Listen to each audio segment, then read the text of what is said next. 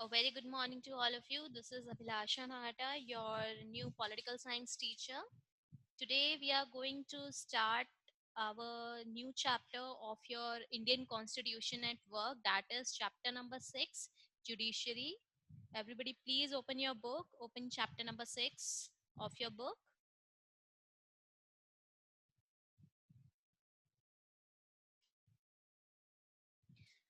Okay, in your earlier classes you have already learned about the term judiciary and learn about the functions of judiciary. In your earlier chapters you have talked about the other two organs of our government, that is legislature and executive. You all are aware about the organs of the government. There are three organs of the government, that is legislative, executive and judiciary. In your earlier chapters you have already studied about the legislative and executive. Today we will start with our third organ of the government, that is judiciary. So what is judiciary? If I told you in the lamest language, it means the functions of courts, और जो भी courts और जजेस हैं उनको ही हम judiciary बोलते हैं. It is the system of courts that interprets and applies the law in the name of the states. ठीक है, एक ऐसा सिस्टम कोर्ट्स का जो हमें एक्सप्लेन करता है, इंटरप्रिटेट करता है, अप्लाई करता है कि how we can apply the laws and how it gives justice. Okay, so this is judiciary.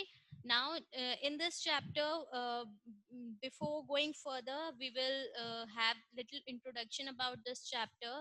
What is the significance of judiciary, and what is the importance of judiciary?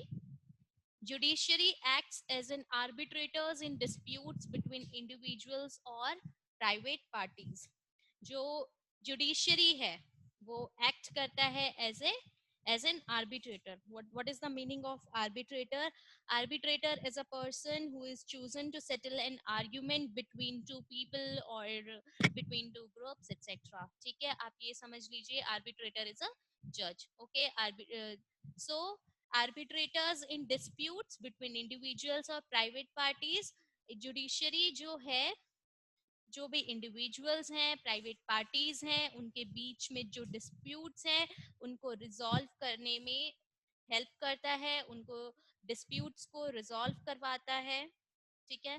Second important function importance of judiciary is it played an important role in interpreting and in protecting the constitution. आप सबको पता है supreme court, अगर हम supreme court की बात करें तो वर्ल्ड में सबसे जो पावरफुल है, one of the powerful courts है वर्ल्ड में, सुप्रीम कोर्ट को माना जाता है. एंड 1950 में हमारा जो है इंडियन कॉन्स्टिट्यूशन इम्प्लीमेंट हुआ था, उसमें जुडिशरी भी आया था. एंड जो जितने भी हमारे कॉन्स्टिट्यूशन मेकर्स थे, थैंक्स टू देम, उन्होंने इतना अच्छा कॉन्स्टिट्यूशन बनाया. उसमें जुडिशरी को एक इम्पॉर्टेंट रोल दिया है. क्या रोल दिया? कि वो एक्सप्लेन करेंगे कॉन्स्टिट्यूशन को और प्रोटेक्ट करेंगे. अब ऐसा तो नहीं है ना कि 1950s के टाइम पे, आज से 70 इयर्स अगो जो रूल्स बने थे, लॉज बने थे, वो आज के टाइम पे हो सकता है आज के टाइम पे वो सही ना हो. तो जो जुडिशरी है कॉन्स्टिट्यूशन को टाइम टाइम पे क्या करता है, इंटरप्रिटेट करता है और प्रोटेक्ट करता है. एक आपको एग्जांपल देती हूँ, बहुत अच्छा एग्जांपल है. It is about the LGBT rights. अभी कुछ साल पहले ही एलजीबीटी राइट्स थे. अगर हम 1950s की बात करें तो उस टाइम पे जो एलजीबीटी राइट्स थे, जो कॉन्स्टिट्यूशन मेकर्स थे, जजेस थे, उनको भी इतना सही नहीं लगा होगा था कि वो, उन्होंने भी सोसाइटी में इतना अपलिफ्टमेंट नहीं लिया होगा कि LGBT is good for our society. But जैसे जैसे टाइम आगे बढ़ता गया, जुडिशियरी ने एक इम्पॉर्टेंट स्टेप लिया. क्या? कि एलजीबीटी के भी क्या है, कुछ राइट्स होने चाहिए. ऐसा नहीं है कि एक बार हमने कॉन्स्टिट्यूशन बना दिया और कॉन्स्टिट्यूशन में जो लिखा है that is rigid.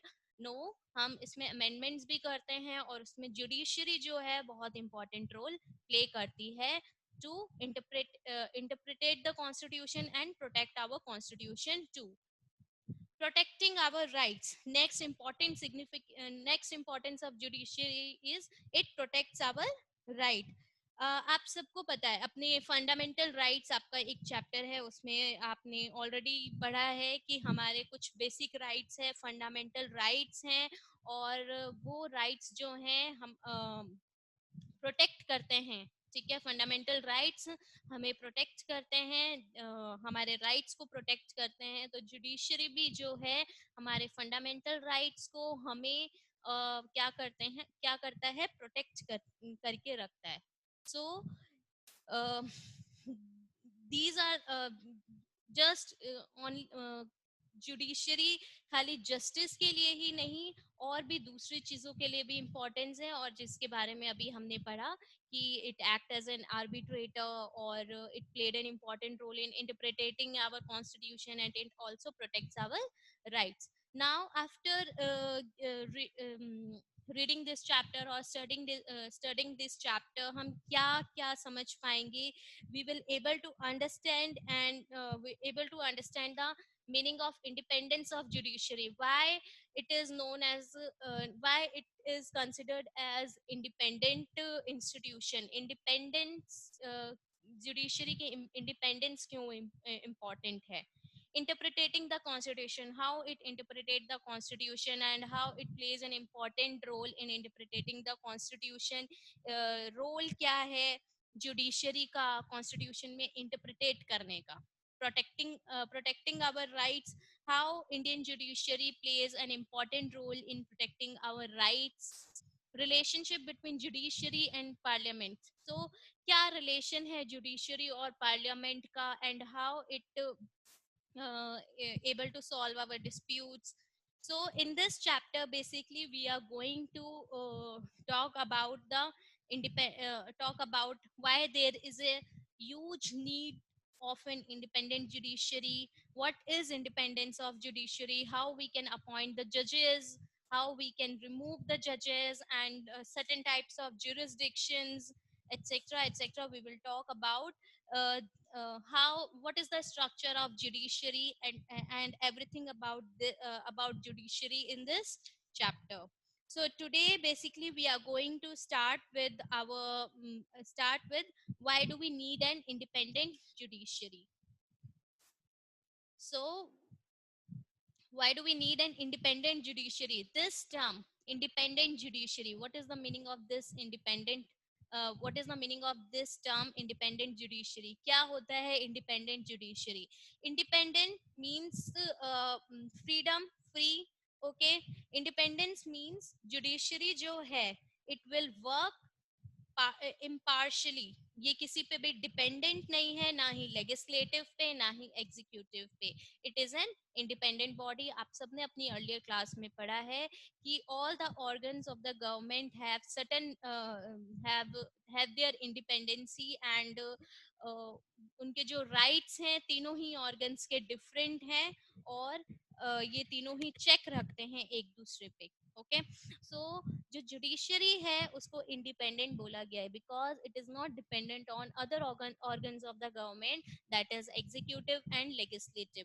For example अगर हम जुडिशरी को जुडिशरी में अगर लेजिस्लेटिव का या एग्जीक्यूटिव का रोल होगा तो जुडिशरी जो है इम्पार्शियली वर्क नहीं कर पाएगा, ठीक है, उसके अंदर कहीं ना कहीं पार्शियलिटी आ जाएगी, हो सकता है इंडिविजुअल के जो ओपिनियंस हैं उसकी जजमेंट्स में दिखने लग जाएंगे। दैट्स व्हाई इंडिपेंडेंस, जुडिशरी का इंडिपेंडेंट होना बहुत जरूरी है, क्योंकि अगर किसी भी दो टू पर्सन्स के बीच में, टू इंडिविजुअल्स के बीच में या फिर टू पार्टीज के बीच में अगर हमें डिस्प्यूट्स को सॉल्व करना है तो जुडिशरी का इंडिपेंडेंट होना जरूरी है। फॉर एग्जाम्पल दो पर्सन्स हैं रमेश एंड सुरेश, ठीक है, अगर रमेश और सुरेश दोनों ही क्या है कुछ पर्सन्स हैं जो रमेश के साइड पे हैं, देखिए there are some persons who are with Ramesh and there are some persons who are with Suresh, okay.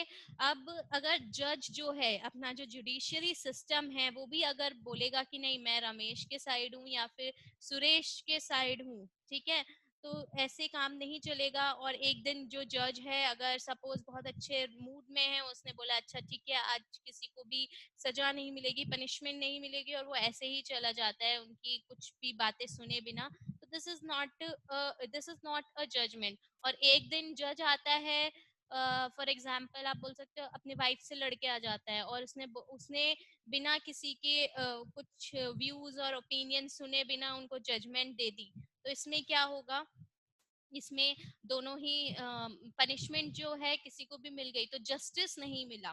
तो अगर जुडिशरी जो है इंडिपेंडेंट होना चाहिए, ओपिनियन बाइज्ड नहीं होना चाहिए। हमने ये देखिए, in a society, in any society disputes are bound to arise, ठीक है, कोई भी हम सोसाइटी में रहते हैं, डिस्प्यूट्स होंगे ही, ठीक है, इंडिविजुअल्स के बीच में या ग्रुप्स के बीच में या कुछ ग्रुप्स ऑफ इंडिविजुअल्स के बीच में हो गया या कुछ गवर्नमेंट्स के बीच में हो गया, तो this is bound to be arise. But जो डिस्प्यूट्स हैं उसको जुडिशरी को इंडिपेंडेंटली और इम्पार्शियली क्या है सॉल्व करना पड़ेगा। एंड हाउ जुडिशरी, अब जुडिशरी तो देखा जाए तो एक पर्सन ही है जज, वो तो बायस्ड हो सकता है, इम्पार्शियल ये पार्शियल हो सकता है, तो वो ऐसे डिस्प्यूट्स को, ठीक है, कैसे सॉल्व करेगा। This is settled by an independent body, we called it judiciary, and how it is settled by the rule of law. And now the term arises the rule of law. What is rule of law? Rules जो हैं वो rule of law के according क्या करेगा, disputes को settle down करेगा, disputes को resolve करेगा। ऐसा नहीं है कि जज का आज मन नहीं था किसी को पनिशमेंट देने का तो उसने पनिशमेंट नहीं दिया, और एक दिन मन करता है और उसने किसी को भी क्या कर दिया, पनिशमेंट दे दिया। तो ऐसा नहीं होता है। जज को भी, जुडिशरी सिस्टम को भी क्या है, जो हमारे कॉन्स्टिट्यूशन में रूल ऑफ लॉज मेंशन है उसको देखने पड़ते हैं और उसके अकॉर्डिंग क्या है अपनी जजमेंट देनी पड़ती है। And he worked as an independent body by referring to rule of laws. Now what is this rule of law? It means law is supreme over all. Law जो है हम सबसे ऊपर है, हम सब पढ़ते हैं rule is above all the laws, ठीक है। Law is supreme over all, ना ही प्रेसिडेंट, ना ही प्राइम मिनिस्टर, ना ही जज, कोई भी लॉ से ऊपर नहीं है। जो हमारा कॉन्स्टिट्यूशन है, हमारा लॉ है, वो सबसे सुप्रीम है, ठीक है। all individuals, either they are rich or poor, they are men or women, forward or backward caste, or anybody, they all will follow the same laws, they all will subjected to the same laws, ठीक है। सब एक ही laws को follow करेंगे। ऐसा नहीं होगा कि वो rich है तो वो उसके लिए लॉज अलग होंगे, पुअर्स के लिए लॉज अलग होंगे, मैन है तो अलग है, वुमेन है तो अलग है, ठीक है। अपर कास्ट है, लोअर कास्ट है, बैकवर्ड कास्ट है तो उनके लिए अलग लॉज होंगे। No, laws are same to all of us, ठीक है। And laws are supreme overall, laws सबके लिए सुप्रीम है और लॉज जो है सेम है। तो ये जो इंडिपेंडेंट बॉडी है हमारी जुडिशरी, वो किसको बेसिस मानते हुए और कैसे जजमेंट्स देती है, it refer to rule of law, and उसके अकॉर्डिंग वो क्या देंगी, अपने जजमेंट्स देगी। तो क्वेश्चन क्लियर हुआ कि जुडिशरी को इंडिपेंडेंट क्यों होना चाहिए। तो सबसे पहला पॉइंट ही मैंने आपको बताया, अगर बाय इम्पार्शियली, ठीक है, इम्पार्शियली जजमेंट देने के लिए एक जुडिशरी को इंडिपेंडेंट होना जरूरी है, ठीक है।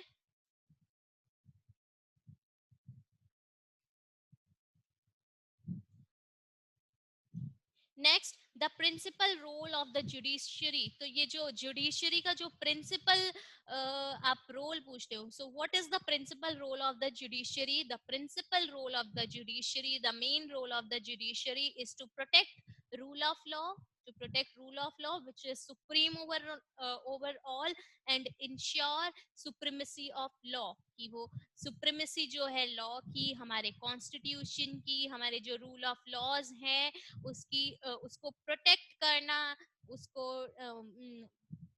सबसे बचा के रखना और अपनी जजमेंट्स रूल ऑफ लॉ के अकॉर्डिंग देना ही जुडिशरी का सबसे इम्पोर्टेंट क्या है, स्टेप है, सबसे इम्पोर्टेंट रोल है. It safe guards rights of the individuals. हम इंडिविजुअल्स के राइट को सेफ रखता है, फंडामेंटल राइट्स को प्रोटेक्ट करता है. Settle disputes. It settles the disputes between the individuals by referring the rule of laws. It ensures that democracy does not give way to individual or group dictatorship.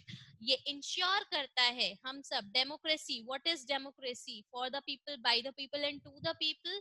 तो ये जो हमारी democracy है, हमारी जो फ्रीडम है, हमारा जो फॉर्म ऑफ गवर्नमेंट है, वो किसी भी इंडिविजुअल का, ना ही कोई पॉलिटिकल इन्फ्लुएंस नहीं होना चाहिए या इंडिविजुअल इन्फ्लुएंस नहीं होना चाहिए.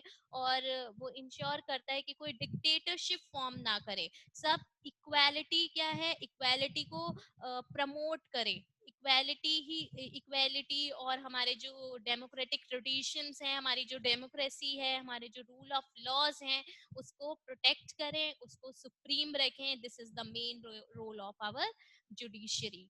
सो अभी बेटा, अभी आपको मैं बताऊंगी कि how we all are suppose to write the answers और attempt the answer. This is basically हम अभी समझ रहे हैं कि कॉन्सेप्ट क्या है इसके पीछे का. सो आप सबको समझ आया why it is necessary that judiciary is independent of any political pressures, और why it is called as an independent judiciary. Because judiciary need to work impartially and to protect the laws and protect the rights of the individuals, to settle disputes between the individuals, and for all these things judiciary need to be independent, and we call it independent. Okay, now our next topic is independence of judiciary. Before going further, I would like to ask you if you have any problem in our earlier concepts. You can ask me.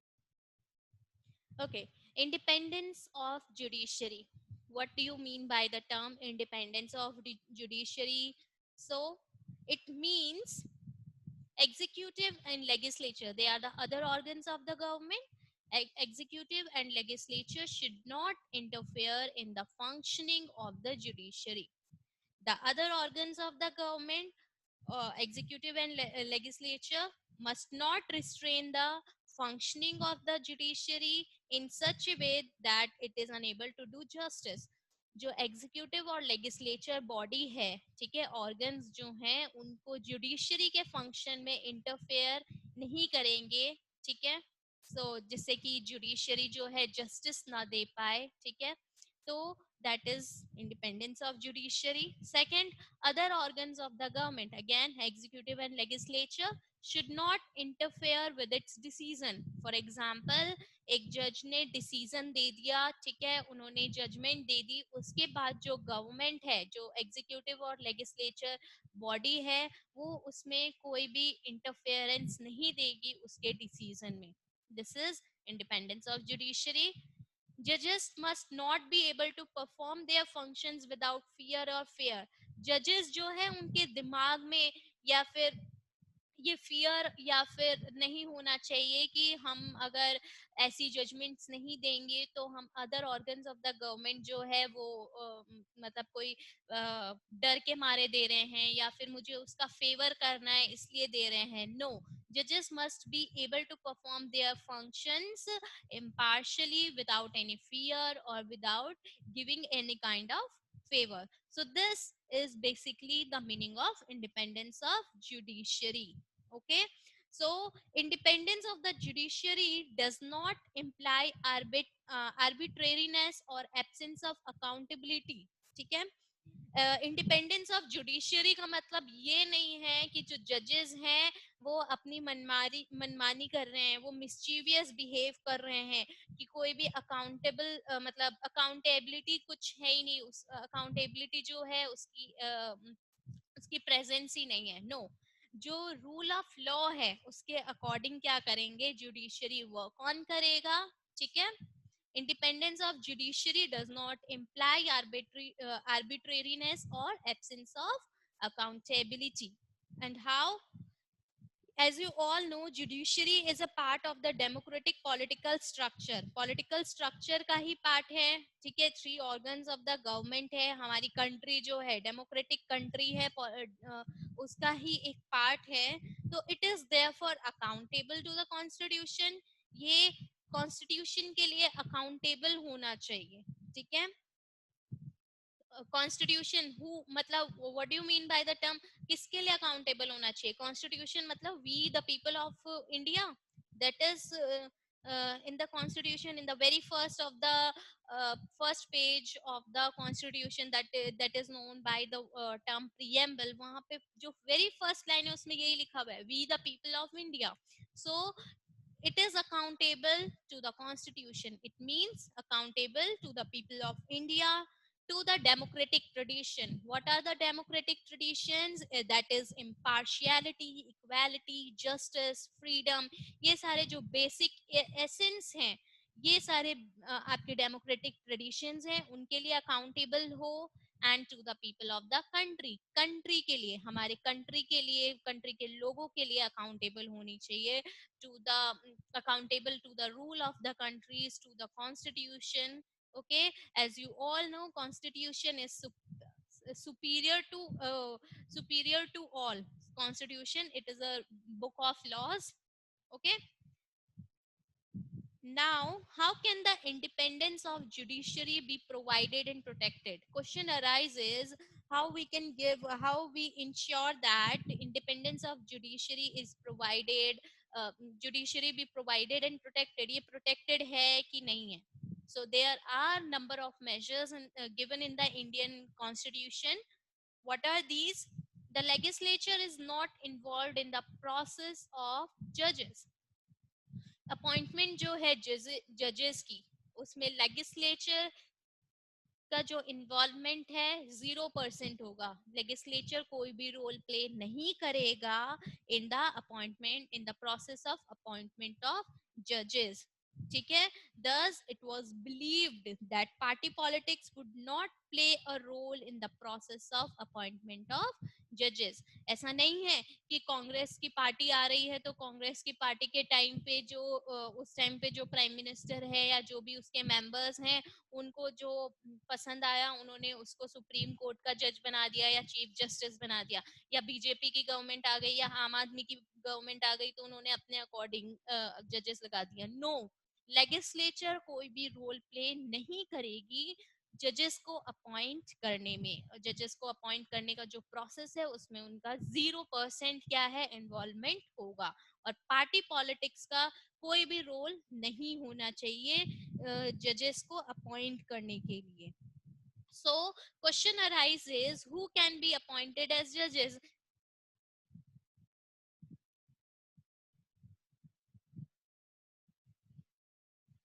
Yes. Now the question arises, अभी हमने पढ़ा how can the independence of judiciary be provided and protected. तो हमारे constitution में बहुत से measures given है कि कैसे वो protect करेगा judiciary. Legislature judges को अपॉइंट करने में कोई भी रोल प्ले नहीं करेगा, पार्टी पॉलिटिक्स का कोई रोल नहीं होगा. तो क्वेश्चन अब अराइज होता है, who can be appointed as जज. जज को फर्स्ट ऑफ ऑल कौन अपॉइंट होगा एज अ जज? A person must have experience as a lawyer and or must be well versed in law. अगर हम सुप्रीम कोर्ट की बात करते हैं, सुप्रीम कोर्ट के जज की बात करते हैं, तो उस पर्सन को एक्सपीरियंस होना चाहिए.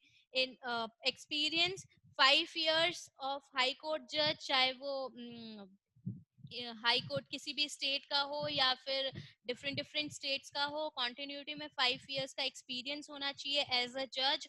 और 10 years हाई कोर्ट जज, ठीक है, 10 years हाई कोर्ट लॉयर, या तो उन्हें उससे 5 साल का एक्सपीरियंस होना चाहिए एज ए जज, या 10 साल का हाई कोर्ट के लॉयर का एक्सपीरियंस होना चाहिए. और जो लॉज हैं उसमें वेल वर्स्ड होना चाहिए वो पर्सन.